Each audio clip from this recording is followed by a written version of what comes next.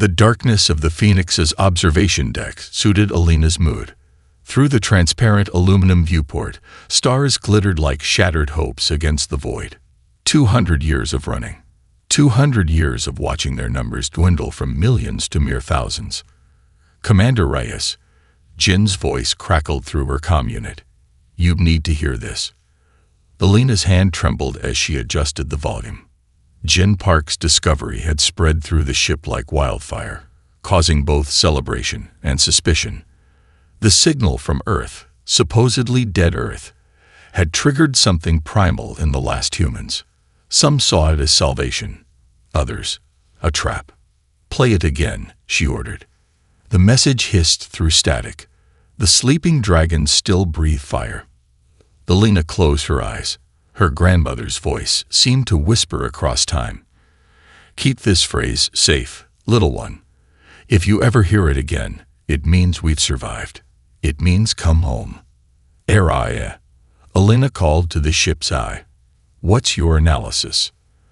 The holographic interface materialized beside her, a woman's form composed of blue light, her expression perpetually unimpressed. Araya had been programmed 2 centuries ago with a personality algorithm designed to challenge authority, a failsafe against blind obedience. The signal originates from Earth's northern hemisphere, Araya stated. Specifically, the Rocky Mountain Range. Former No-Rady facility, if my archives are correct. Could it be automated? Some system running on backup power.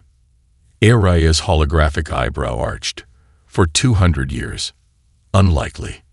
Additionally, the transmission frequency adjusts to avoid Kreslak scanning patterns. That suggests active intelligence. The door hissed open. Security Chief Valentina Rossi entered, her scared face taut with suspicion. Behind her followed Dr. Sanjay Patel, his thin frame drowning in a lab coat marked with suspicious stains. You've all heard it? Alina asked. Valentina crossed her arms. The question isn't whether we heard it, Commander. It's whether we believe it. Or whether we should respond, Dr. Patel added. His fingers twitched nervously at his side, a habit he'd developed after losing his family to Kreslak experiments.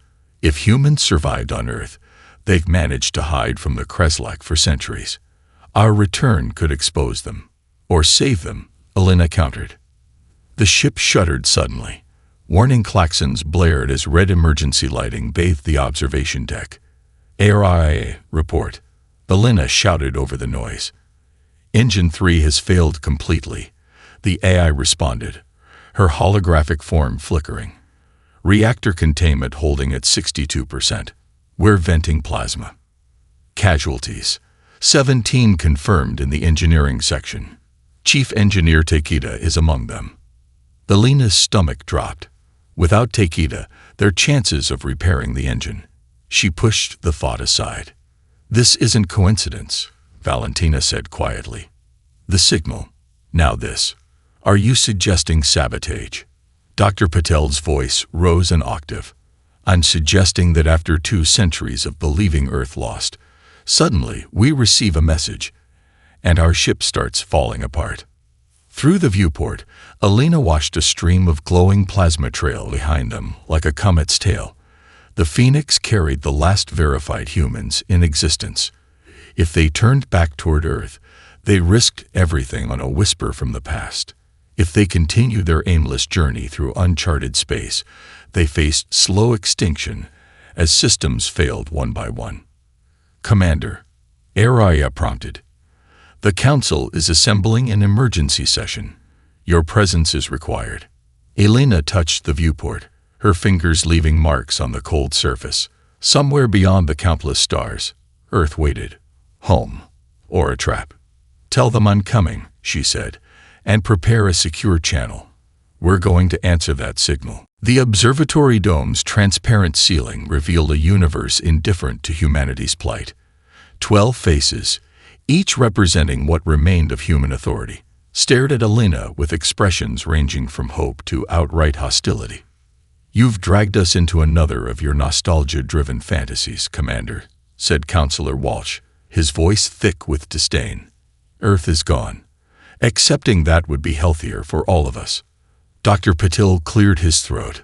He had set up a holographic display in the center of the room, showing a rotating model of a Kreslek drone they had encountered 3 years ago. Actually, Earth isn't gone. It's occupied, and the occupation gives us an advantage they don't expect. He magnified a section of the Kreslek's neural processor. Their hive mind operates on specific frequencies. I've been studying the drone we captured, and I believe I found a vulnerability. Colonel Chen tapped his white cane against the floor. Though blind, neural implants connected him directly to the Phoenix's tactical systems, making him see more than anyone else aboard. Dr. Patel's research confirms what my Black Ops team suspected before evacuation, he said. The Kreslek consciousness isn't truly unified. It's a networked system, and networks can be jammed. Valentina leaned forward, her scarred hands splayed on the conference table. That's all theoretical. Even if we could jam their communications, we'd still be facing a force that outnumbers us millions to one. Not necessarily. Elena touched a control panel, bringing up the signal's decryption. The phrase "sleeping dragons" was classified military code for dormant defense systems. If my grandmother's resistance group managed to hide automated defenses from the Kreslek, then someone's activated them. Valentina finished. But who? The doors hissed open. Jin Park entered, his face ashen. Commander, you need to see this. He transferred data to the central display.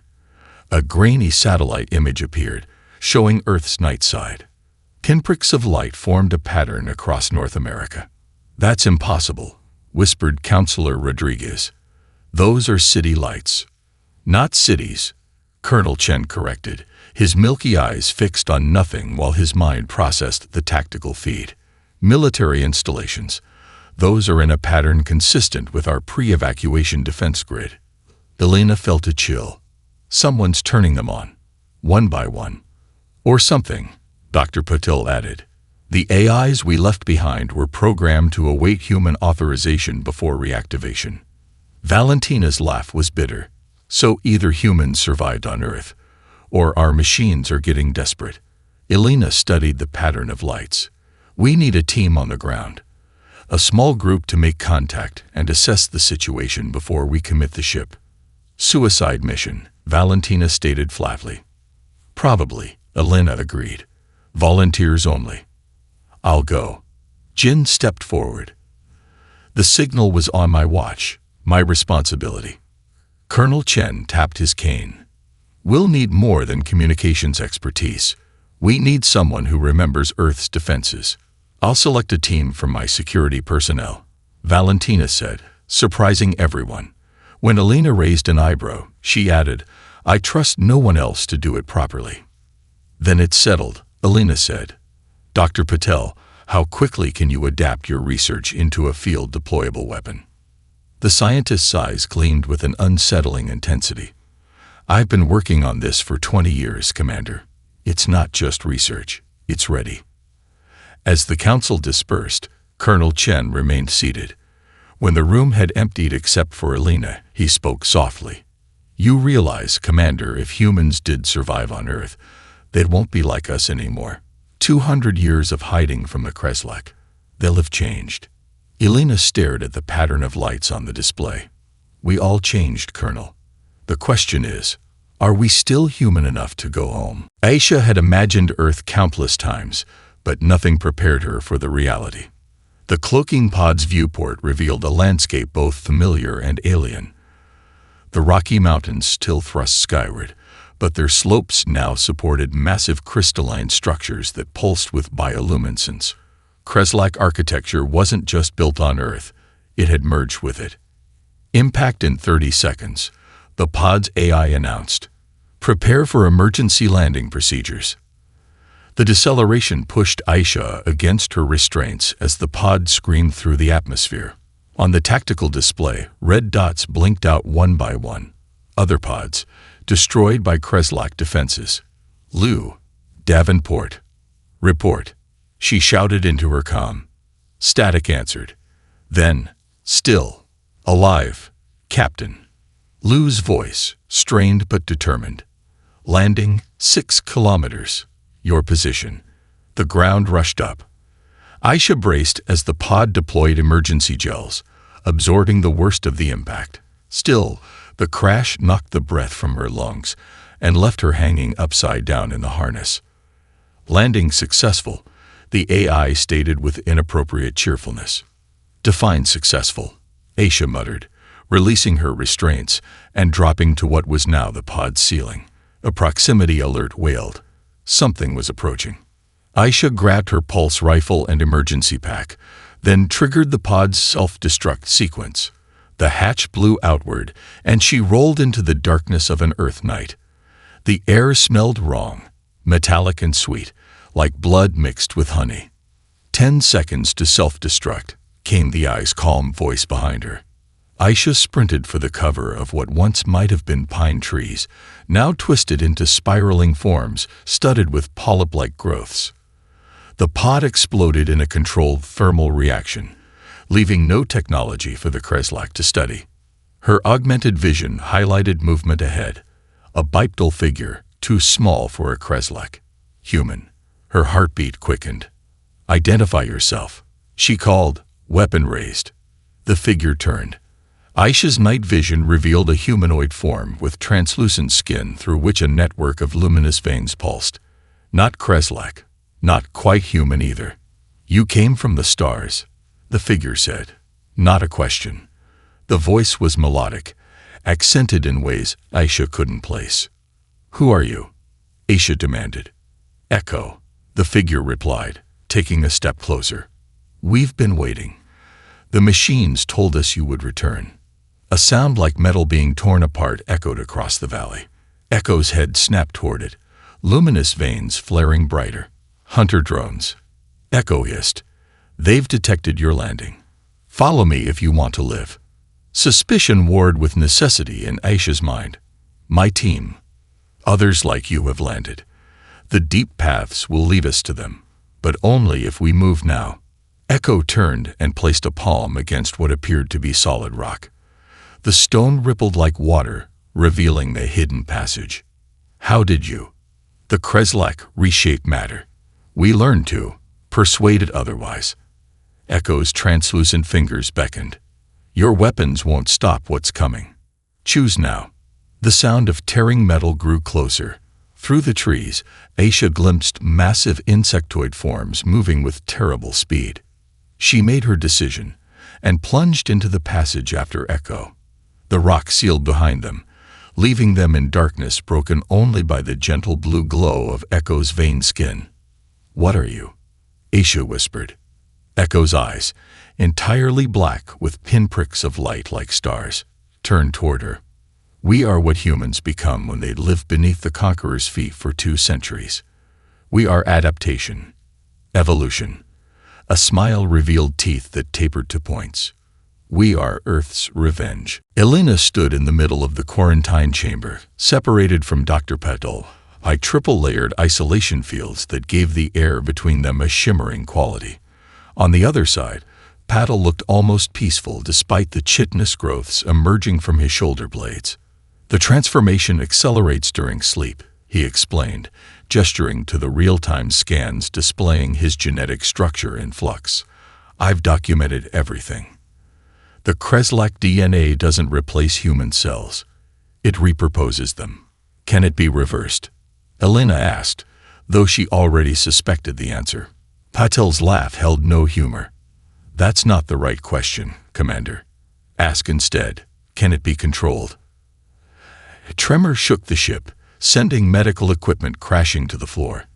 The isolation field flickered momentarily.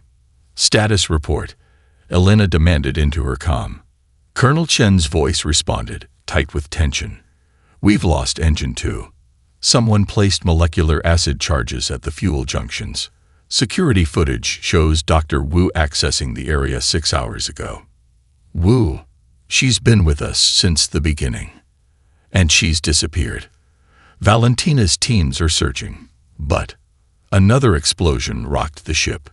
That was the weapons bay. We're being systematically crippled, Commander. Patel pressed his palm against the field, leaving a smear where the chitinous growths on his fingers secreted something viscous. It's not Wu. It's what's inside her. Alina's blood went cold. Explain. The Kreslak aren't just studying humanity. They're infiltrating us. Wu was on the xenobiology team. She had access to my early specimens. You're saying she's like you. Transforming. No.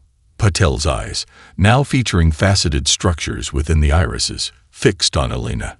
I chose this. I controlled the integration by developing an immune suppressor that allows directed mutation. Wu, she would have been given the pure strain. She's not a saboteur. She's a vessel. Before Alina could respond, the ship's AI interrupted. Commander, transmission from Earth team received. Partial data packet only. Display. A holographic projection materialized. Lieutenant Quan, his face half-shadowed, speaking urgently. Found Centennial. I functional but fragmented across multiple. Static obscured his words. Not just a defense system. It's been running simulations, predicting Kreslak evolution for 2 centuries. They're changing too, becoming more. The image dissolved into digital noise. Can you clean it up? Alina asked. Negative, AI responded. Transmission deliberately scrambled to avoid Kreslak detection. Patel studied the fractured image with inhuman intensity. If Centennial has been active all this time, observing Kreslak development, it would know their weaknesses, Alina finished. And ours. Patel's transformed fingers tapped against the field. Commander, if Centennial has been playing a long game against the Kreslak, we're not the rescuers. We're the final move in its strategy. The ship lurched violently, sending Alina sprawling. Emergency sirens blared as gravity fluctuated. Engines 1 and 3 at critical. Colonel Chen's voice shouted through the comm. We're losing orbit. All crew, prepare for emergency landing protocols. Through the viewport, Alina watched Earth growing larger. Their controlled approach had become an unplanned descent. Release me, Patel said with unnatural calm. In this form, I can interface directly with Kreslak technology. I might save the ship. Alina hesitated, studying the man who was becoming something else. Something that might be their destruction or salvation. Commander, AI interrupted. I've decrypted more of Centennial's transmission. It contains 3 words. Welcome to Endgame. Colonel Chen's neural interface chamber resembled a cocoon of light. Suspended in a null-gravity field, his aged body floated while his mind commanded battles across the solar system. Through his direct link with the Phoenix's tactical systems, he saw what no one else could. The beautiful, terrible dance of combat playing out in orbital space. Pattern Checkmate 7. He subvocalized, directing a squadron of retrofitted mining drones against a Kreslak defense platform. The drones moved in formations no Kreslak tactician could anticipate, not in standard military patterns, but in sequences derived from ancient Earth games. Chess, Go, even children's hopscotch. The Kreslak defenders attempted to adapt, their hive minds struggling to process strategies they'd never encountered. Their ships moved with perfect coordination, but lacked innovation, until suddenly they didn't. That's impossible, Chen muttered as a Kreslak cruiser broke formation, executing a flanking maneuver no hive mind soldier should conceive. They're adapting. Through his neural feed, he watched the anomalous Kreslak vessel destroy 3 human fighters using distinctly human tactics. Colonel. Alina's voice cut through his concentration. We're detecting massive energy signatures from Mars. Chen shifted his perception, focusing sensors toward the red planet. What he saw defied explanation. The Martian polar cap was moving, ice sheets sliding away to reveal what appeared to be launch facilities, he confirmed. Dozens of them. Hidden beneath Mars' southern pole, massive missile silos opened like blooming flowers. From their depths rose ships of unmistakably human design, but with modifications that incorporated Kreslak biotechnology. This is Commander Reyes of Earth Vessel Phoenix, Alina broadcast on all frequencies. Unidentified human forces on Mars, please respond. Static hissed for several seconds before a voice replied in strangely accented English. This is Admiral Kagami of the Mars Defense Initiative. You're 70 years late, Phoenix. We almost gave up on you. Chen's mind raced. Mars had been declared lifeless after the Kreslak bombardment 2 centuries ago. How had humans survived there? And what did they mean by 70 years late?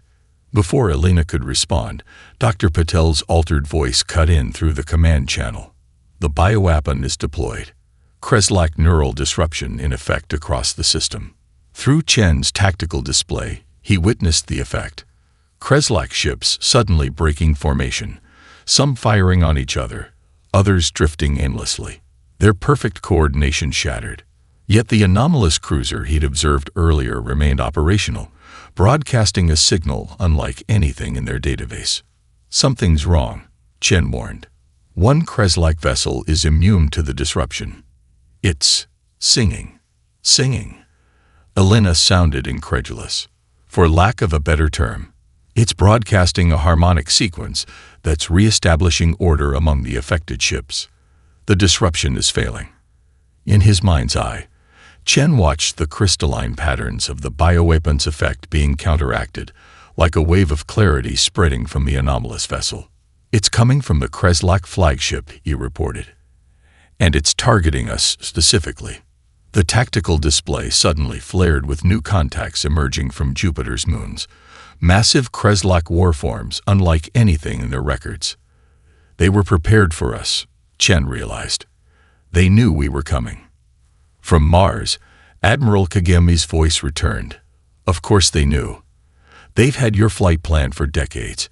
You've been broadcasting it since you left the Arcturus system. Chen's blood ran cold as understanding dawned. We've been compromised since the beginning. This isn't our homecoming. It's their trap. The London Underground had survived 2 centuries of Kreslak occupation, though its purpose had changed entirely. Aisha pressed her back against a tiled wall covered in bioluminescent moss as a patrol of hunter drones skittered past the hidden alcove where she, Echo, and the remnants of her team had taken refuge. They're tracking us through your technology, Echo whispered, eyes fixed on Aisha's tactical visor. It emits quantum signatures they can sense. Reluctantly, Aisha removed the visor. The world dimmed without its enhanced display, but she could still see by the eerie blue glow emanating from Echo's veined skin. The Leviathan is 3 sectors behind us, reported Lieutenant Rodriguez, the only surviving member of Aisha's landing team besides herself. Blood seeped through the makeshift bandage on his arm. Those things it creates from the people it takes, they're still human enough to use our tactics. Echo's expression hardened. Not human. Not anymore. The harvester doesn't just kill, it repurposes. A distant roar shook dust from the tunnel ceiling. The Leviathan was getting closer. We need to reach the Thames barrier, Echo said. Centennial has a node there controlling Europe's coastal defense grid. And if we activate it? Aisha asked. The waters rise. Aisha understood the implications. You'll flood the city. This isn't a city anymore, Starbound. It's a hive. Echo's alien eyes reflected no emotion. Your ancestors built the barrier to hold water back. Ours modified it to release the floods when needed. Rodriguez checked his weapons charge, nearly depleted. We can't outrun that thing. Not with my injury slowing us down. Then I'll stay. He continued, resolution hardening his features. Create a diversion. Buy you time. Unacceptable. Aisha snapped. We don't leave our people. Your philosophies are a luxury. Echo interrupted. The survival of either species may depend on reaching that node. Before they could argue further, their communicator crackled with a transmission breaking through the Kreslak jamming fields. Admiral Kagami's voice emerged through static. Mars forces deployed. Engaging Kreslak in upper atmosphere. Phoenix survivors, if you receive this, the orbital defense platforms have been compromised. Repeat, orbital defenses compromised. The Kreslak wanted you to activate them. The transmission cut off as another roar, closer now, shook the tunnel. The node, Aisha realized. It's what they want us to reach. This whole mission could be feeding into their strategy. Echo's luminous veins pulsed more rapidly, or Sci-Fi. A new sound filled the tunnel, a strange harmonic resonance that made Aisha's teeth ache. "They're singing," Rodriguez whispered, eyes wide. Like the reports from orbit. Echo's face transformed with shock. Impossible. The Kreslak don't sing. They don't create. They only consume and replicate. Yet the sound grew louder, not the mindless chittering of hunter drones or the roar of the Leviathan, but something hauntingly melodic, almost beautiful. From a side tunnel emerged a figure neither human nor Kreslak, but something between. Dr. Wu, her body partially transformed, chitinous growths forming a exoskeleton across her torso, while her face remained eerily human. "Captain Okoro," she said, her voice overlaid with harmonics. "I've been searching for you." "Wu," Aisha raised her weapon. "You're the saboteur from Phoenix." "No," Wu replied, the tunnel resonating with her multi-tone voice. "I'm the first of something new. And I bring a message from Sextilith. The hive is broken. The song is changing. And your Sci-Fi has been playing both sides from the beginning." The Phoenix drifted toward the massive Kreslak mothership, its remaining engine sputtering. On the command deck, Alina watched the colossal structure grow larger through the view screen, a cathedral of crystalline bioarchitecture that dwarfed her vessel 1,000 times over. "Weapons range in 60 seconds, reported the tactical officer, his voice steady despite the suicide mission they'd undertaken. Alina's comm unit crackled. "Commander," came Dr. Patel's transformed voice. "I've completed the interface with the ship's systems. My Kreslak physiology has granted access to their command frequencies." "What have you found?" Alina asked, ignoring the stares from crew members disturbed by the doctor's metamorphosis. "Sextilith isn't trying to stop us," Pavel replied. "The mothership's defense systems remain dormant. They're waiting for us." A new transmission cut through their channel, a voice speaking in harmonics that somehow translated directly into Alina's mind rather than her ears. "Commander Reyes," it said, "I am Kreselia, third voice of the Kreslak Evolution Conclave. We've been expecting you." Alina signaled for communication to be cut. "It's a trap. Prepare to deploy Patel's bioweapon and—" "Wait." Patel's transformed hand gripped her arm with inhuman strength. "The signal originates from a section of the mothership isolated from the hive mind. These are dissenters." The view screen flickered, revealing a Kreslak unlike any in their records.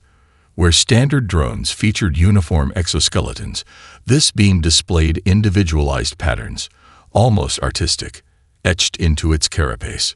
More shocking were its eyes. Not the compound structures of the hive, but focused, sentient orbs that studied Alina with unmistakable intelligence. For generations, Kreselia continued. A secret faction within the Kreslak has worked toward independence from the hive mind. We call ourselves the Divided. That's convenient timing. Alina replied skeptically. Not convenience. Culmination. Your Dr. Patel's research merely accelerated what was already evolving naturally. The hive mind is failing, Commander.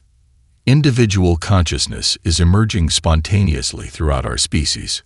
Colonel Chen, linked remotely from his neural chamber, interrupted. The anomalous tactical patterns we observe. Some Kreslak ships were operating independently. Yes, Kreselia confirmed. But Sextilith fears this evolution. The planet killer has been activated not to destroy Earth, but to eliminate all Kreslak showing signs of individuality. Alina processed this revelation. Why should we believe you? Because Sci-Fi already does, Kreselia answered.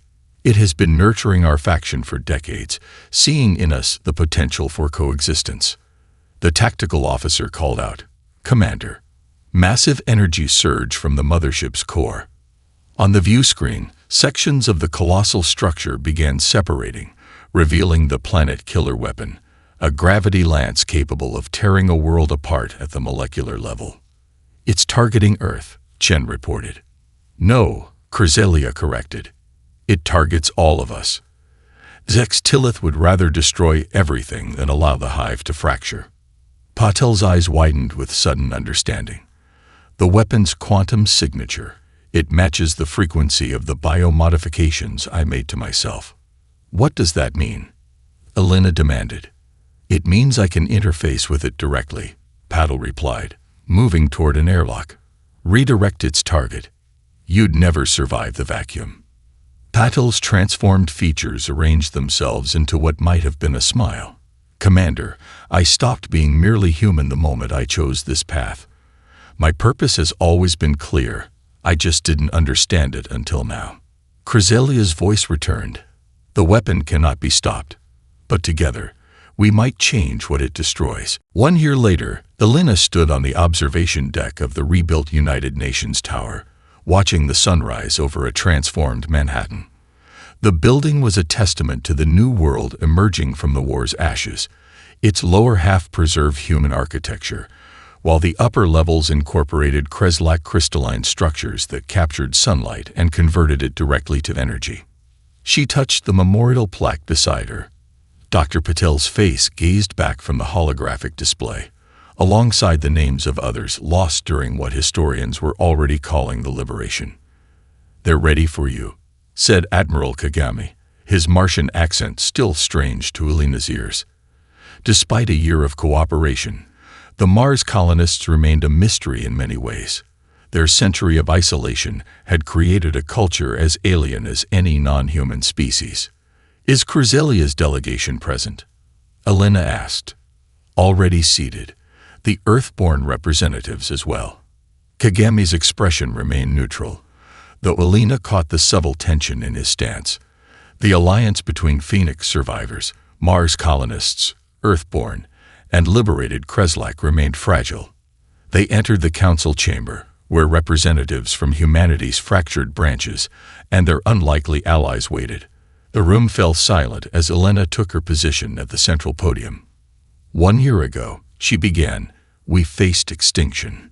Today, we build together. She activated the chamber's holographic display, revealing a three-dimensional map of the solar system. Highlighted points indicated rebuilding efforts, defense installations, and, most importantly, the neural transmission network that now linked the discrete communities in a non-invasive communication web. The precursor technology Centennial discovered beneath Antarctica has revolutionized our understanding of consciousness. Elena continued. We now know Earth wasn't just our birthplace. It was an experiment in cognitive evolution spanning millions of years. Echo, representing the Earthborn, stood next. The once pale figure had adapted to surface life, though the luminous veins beneath her skin still pulsed with bioelectric energy. The precursors created both humans and Kreslak as different approaches to consciousness, Echo explained. Individual versus collective. They seeded us on separate worlds to develop in isolation, then arranged our eventual conflict as a crucible for the next evolutionary step. Cresselia rose from the Kreslak section, carapace etched with intricate markings that told the story of liberation. The former third voice had become leader of the Free Kreslak after Zextillith's defeat. Our hive mind has not been destroyed, but transformed. Cresselia's harmonics resonated through the chamber. Individual consciousness exists within a voluntary collective, unity without erasing identity. Colonel Chen, his sight restored through Kreslak medical technology, activated the tactical display showing the defense perimeter extending to Jupiter. The incoming Kreslak fleet will reach our system in approximately 15 years, he reported. By then, our combined technologies should be sufficient to offer them choice rather than conquest. The final speaker stepped forward. The hybrid entity that had once been Dr. Wu, but now represented something entirely new. Her partially transformed body housed a consciousness that existed simultaneously as individual and collective. Centennial's final directive has been fulfilled, Wu stated, her multi-layered voice reverberating through the chamber. The experiment has yielded results the precursors never anticipated. We are neither human nor Kreslak now, but something greater than either. She turned to face the sunrise visible through the chamber's eastern windows. The precursors abandoned Earth millions of years ago, believing their experiment failed. Today, we send our first transmission to the stars, not as separate species, but as inheritors of this world and architects of consciousness itself. Elena watched as humanity's fractured children and their former enemies stood together. The sleeping dragons had not merely reclaimed their territory, they had transcended it.